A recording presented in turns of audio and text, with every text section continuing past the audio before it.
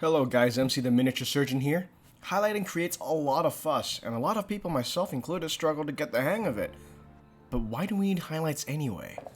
See, in the real world, the variation of colors are what help us define the size, distance, texture, or even the softness of material. This is true in the natural world, but the same is also true for metals.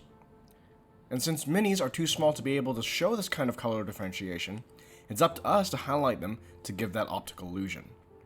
Keeping that in mind, guys, here are 5 tips I learned through screwing up over the years so you won't have to. Tip number 1. Maintaining a stable and steady grip. Guys, shaky hands and brushes that don't seem to listen to you are the 2 worst enemies of getting a clean highlight. I definitely recommend using a model holder of any sort. Now you can use the one I'm using from Games Workshop, but a piece of blue tack on an old wash bottle works equally well. Now this helps your grip since now you're not holding the model with weak intrinsic muscles of your hand, but activating larger muscles in your arms to stabilize the model in your palm or grip. Once your grip hand is stable, now you need to stabilize your brush hand. Make sure your paint hand is in direct contact with your grip hand by using your pinky to give you maximum flexibility. This has the effect of turning your 2 hands into a single composite unit. Now this is also precisely the strategy I use when I'm doing surgery when I'm at work. Tip number 2. Using the side of your brush. Now guys, I know this tip is probably too well known, so I just want to go over a few tips on how exactly to improve your highlighting with this particular technique. Now this technique works best on straight lines, so minis like Space Marines with tons of edges gives you plenty of opportunity to practice this technique. Although the issue of brush strokes per se is eliminated using this technique, you can oftentimes get highlights of unequal thickness. This happens when your brush is loaded with a different amount of paint. Now in general, the more you load your brush up, the thicker the highlight is going to be, and the less you load your brush up, the more thin those highlights are going to appear.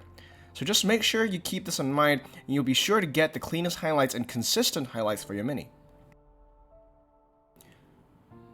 Tip number 3. Use practice strokes and ergonomics to your advantage. Now guys, there comes times when using the side of your brush can only take you so far, and eventually you come across areas like the boots, the greaves, areas of the backpack, where there's just simply not enough space for you to use the brush's edge, and you're forced to freehand the highlights. For painting straight lines, it's helpful just to do some practice strokes in the air to get your muscle accustomed to the motion prior to doing the highlights. Now since your brain is accustomed to making micro adjustments when doing new actions to what you have planned, doing it a few times eliminates this issue and eliminates those tremors that may come with new action. Moreover, know what motions your hand work best in. Your strongest, most stable muscles in the arms are those responsible for flexing, so always use a flexing motion to get the best effect. Always rotate your mini to suit your motion, but never the other way around. Tip number 4. Using dry brushing to create a reference of your highlights. Guys, dry brushing is one of the fastest way to get a good highlight on your model. Now this is because brushes catches the raised edges on your model, a bit like how light in the real world would. So bearing that in mind, always angle your brush where light would come from, aka never do it from the bottom up.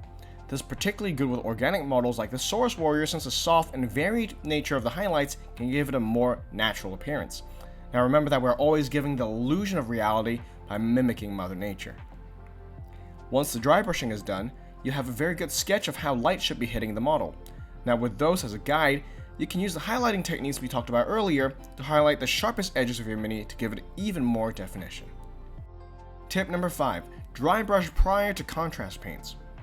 Dry brushing prior to using contrast paints can be a very quick and effective technique to get a natural highlight. For this example, I'm going to try to sell the effect of a jade encrusted shield on the Saurus Warrior, and first I'm going to apply a layer of Eshin Gray onto the shield. Then I'm going to use Gray Sear to give it a zenithal dry brush.